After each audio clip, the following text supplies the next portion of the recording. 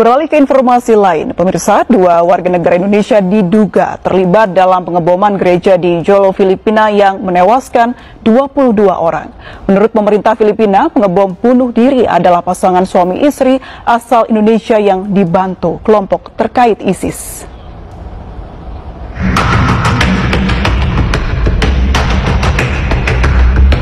Menteri Dalam Negeri Filipina, Eduardo Ano, menyatakan kepada CNN Filipina bahwa terduga pelaku pengebom gereja di Jolo yang menewaskan 22 orang dan melukai lebih dari 100 orang adalah pasangan asal Indonesia yang dibantu kelompok terafiliasi ISIS. Informasi didapat dari keterangan saksi dan sejumlah sumber yang tidak disebutkan namanya.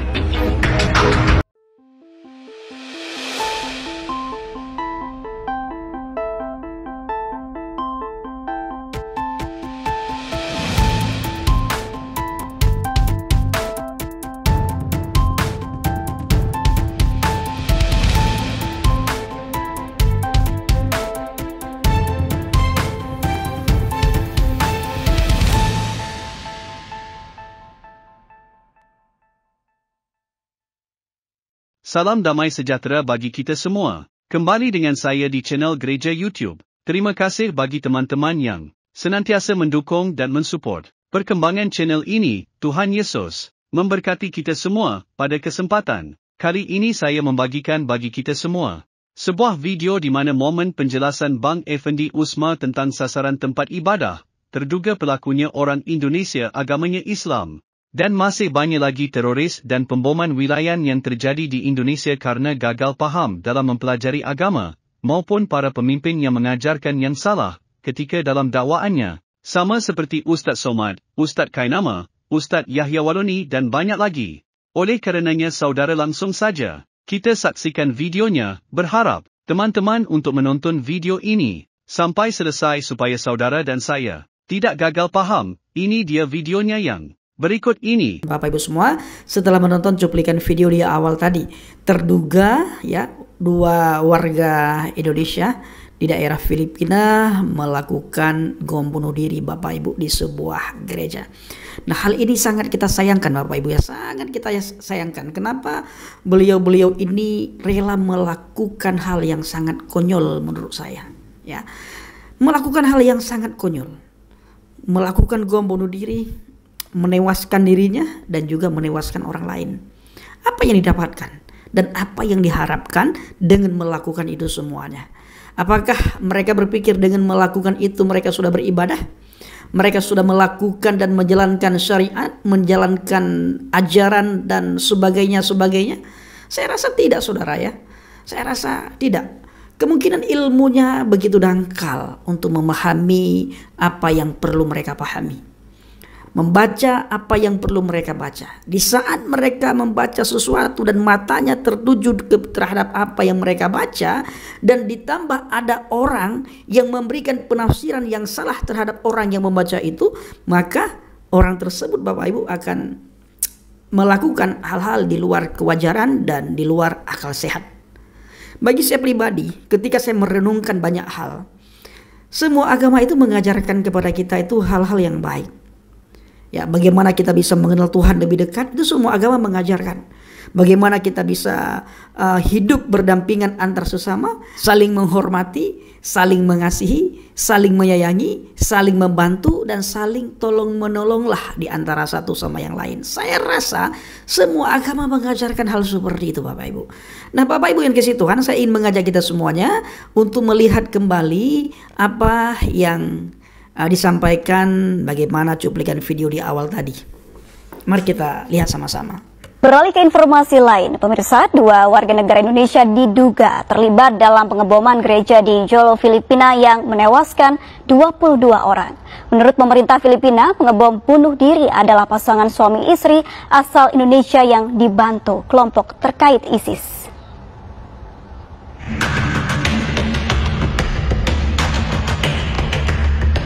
Menteri Dalam Negeri Filipina, Eduardo Ano, menyatakan kepada CNN Filipina bahwa terduga pelaku pengebom gereja di Jolo yang menewaskan 22 orang dan melukai lebih dari 100 orang adalah pasangan asal Indonesia yang dibantu kelompok terafiliasi ISIS. Informasi didapat dari keterangan saksi dan sejumlah sumber yang tidak disebutkan namanya. contoh supaya jangan kaget, cepet contoh supaya jangan kaget. Negara Afghanistan, dengar, suka lihat di TV, lihat berita, 100% Muslim. Satu orang saja non Muslim nggak ada, Muslim semua. 7 suku, 99% ahli sunnah wal jamaah, madhabnya Imam Hanafi. Tarekatnya Naqsabandiyah, 1% Syiah. Perang saudara wis 40 tahun, paten-patenan sesama Islam, bom-boman, pasar dibom, sekolahan dibom, rumah sakit dibom, masjid dibom. Presidennya namanya Burhanuddin Rabbani, Profesor Burhanuddin Rabbani, keluar Mesir, apal Quran Al-Azhar, dipateni presidennya. Sampai sekarang bom meledak terus. Ayo, agamanya Islam tuh. Sampai kepengen ingin jalan ke Afghanistan, ingin. Tuh, coba tuh. Berarti martabat bangsa ini bukan agamanya, akhlak. Islam semua tuh. Ingin nggak? Ayo jalan-jalan yuk, presiden ke sana yuk. Ingin?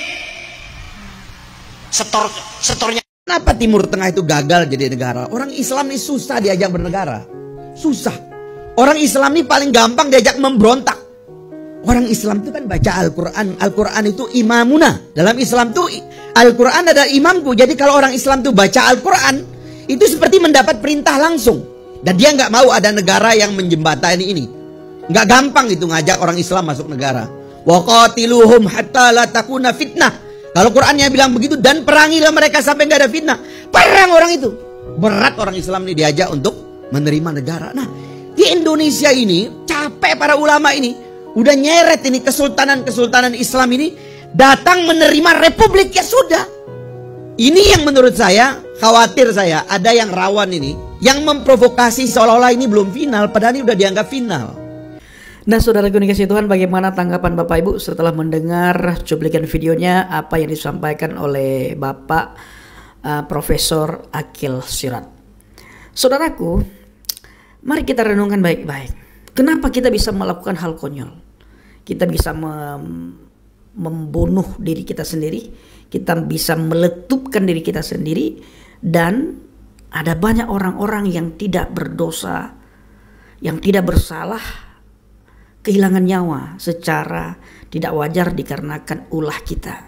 Agama mana yang bisa membenarkan hal tersebut? Lagi-lagi kita tidak menyalahkan agamanya, ya, karena semua agama hal-hal yang demikian itu tidak akan dibiarkan. Semua agama, kalau kita bertanya, tidak akan membenarkan hal-hal seperti itu. Tidak akan membenarkan hal konyol seperti itu, di mana orang tersebut rela meletupkan dirinya dan menghilangkan nyawa orang, serta terjadi kerusakan. Nah, saudaraku, saya ingin mengajak kita semuanya untuk melihat sebuah firman Tuhan di dalam 1 Yohanes 4 ayat 7 sampai dengan ayat 8. Barang siapa tidak mengasihi, ia tidak mengenal Elohim. Ia tidak mengenal Tuhan. Siapa saja di antara kita yang tidak mengasihi, maka orang itu tidak mengenal Tuhan. Karena sifat Tuhan itu adalah kasih. Ada 2 sifat Tuhan yang paling menonjol. Kasih dan pengampunan. Termasuk sabar. Sabarnya Tuhan. Tuhan itu panjang sabar. Sifat kasih dan pengampunan Tuhan ini sangat menonjol pada diri Tuhan.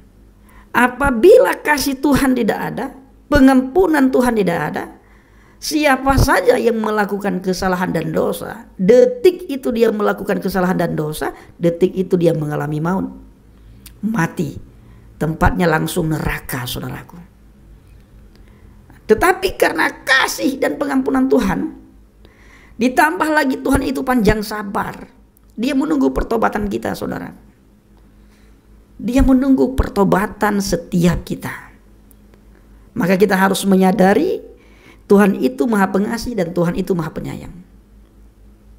Bullshit bagi kita mengatakan kita mengasihi Tuhan sementara kita tidak mengasihi sesama. Bullshit kita mengatakan kita sangat mengasihi Tuhan tetapi kita menjadi perusak di muka bumi ini. Seperti yang kita dengar hari-hari ini di daerah Filipina. Diduga adalah 2 orang dari bangsa dan negara kita, Bapak Ibu. Ini sangat memalukan sekali ini. Benar-benar sangat memalukan. Tapi ya kita mau bagaimana, saudaraku?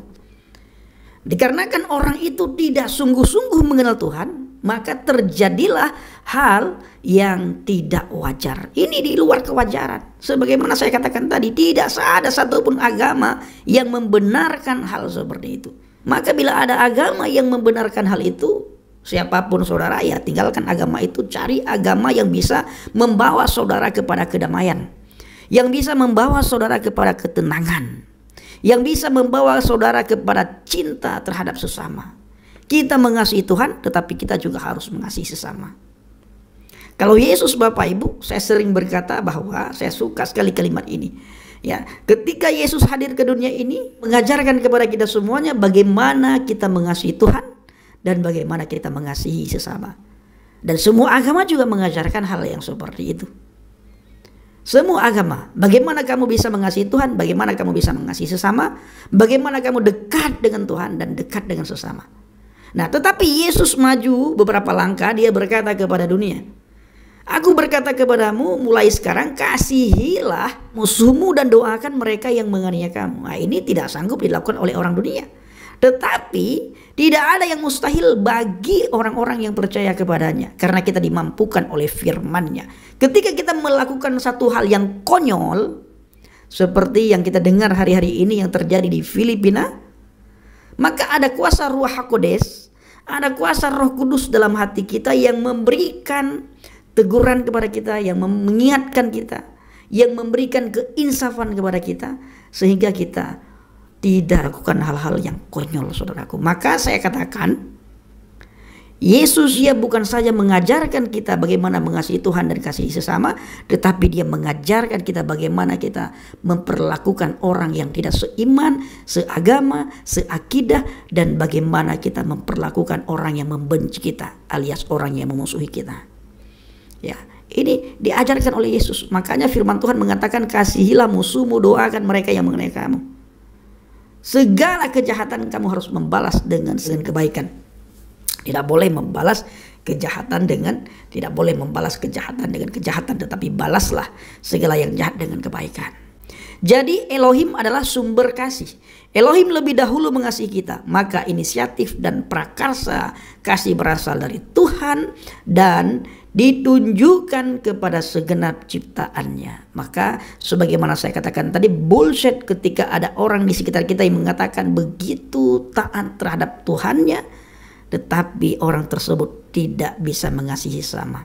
Saudaranya saja tidak bisa mengasihi, apalagi sesama. Karena firman Tuhan katakan, tidak mungkin kamu bisa mengasihi Tuhan yang tidak kelihatan, sementara saudaramu yang kelihatan, yang ada di sekitar kamu, di samping kamu tidak kasih. Ya. Nah, saudaraku ini kasih Tuhan, saya ingin mengajak kita semuanya untuk melihat sebuah firman Tuhan lagi yang tertulis Injil Yohanes 16 ayat yang kedua. Kamu akan dikucilkan, bahkan akan datang saatnya bahwa setiap orang yang membunuh kamu akan menyangka bahwa ia berbuat bakti bagi Tuhannya. Nah, ini sering kita lihat ya, sering kita lihat Bapak Ibu, dan sering kita dengar di media sosial, sering kita membaca di berita. Kamu akan dikucilkan, bahkan akan datang saatnya bahwa setiap orang yang membunuh kamu akan menyangka bahwa ia berbuat bakti bagi Tuhannya. Bapak Ibu, saya melihat di media sosial hari-hari ini ada agama-agama tertentu itu mulai ditolak di negara-negara maju. Itu mulai ditolak. Di mana kita berpikir dengan akal yang sehat? Saya sering sekali katakan kepada teman-teman semuanya, seandainya Yesus tidak hadir ke dunia ini, tidak ada bedanya kita dengan kamu. Saya sering berkata begitu.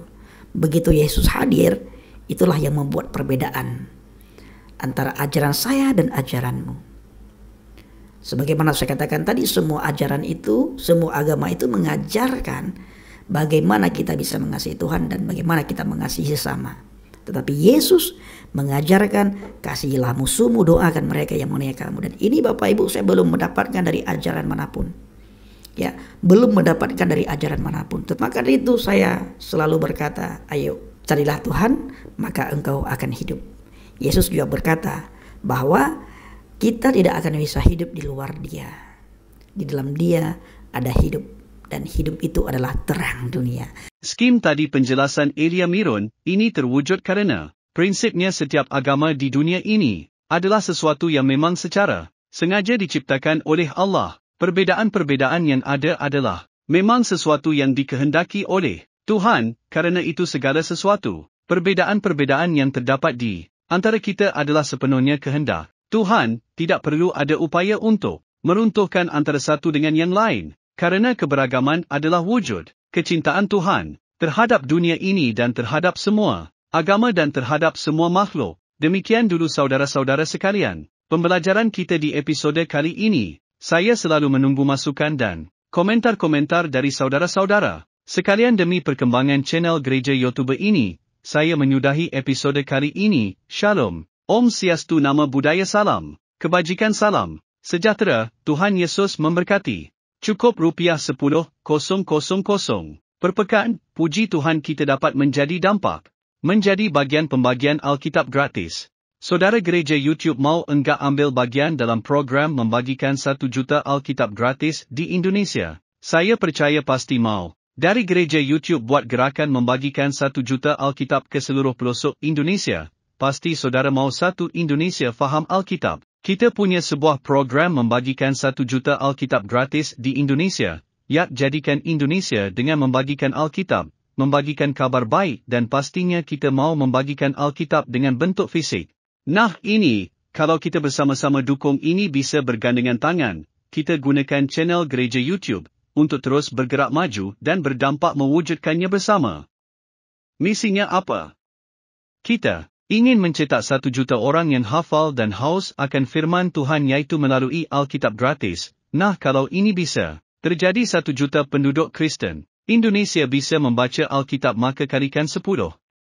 Maka 10 juta orang akan membaca Alkitab, membaca firman Tuhan. Dengan itu, ini tidak akan terwujud kalau tidak dengan cara bergandengan tangan. Saudara-saudara Gereja YouTube, kita gunakan channel Gereja YouTube untuk terus berdampak dan melayani lebih lagi. Dukung program ini, agar kita bisa membagikan 1 juta Alkitab gratis di Indonesia dengan cukup sisihkan rupiah 10,000 per pekan. Puji Tuhan kita dapat berbagi, berdampak memuliakan nama Tuhan Yesus. Yak ikutan detailnya ada di kolom deskripsi atau bisa melalui rekening Gereja YouTube yang dinaungin atas nama Yayasan Cipta Pelita nomor bank BRI 04210034205666 dengan menulis P8, artinya program ke-8 Gereja YouTube. Mungkin itu pengumuman kali ini. Saya Abdullah dan semua tim pelayanan di Gereja YouTube dan Yayasan Cipta Pelita mengucapkan banyak terima kasih. Tuhan Yesus memberkati.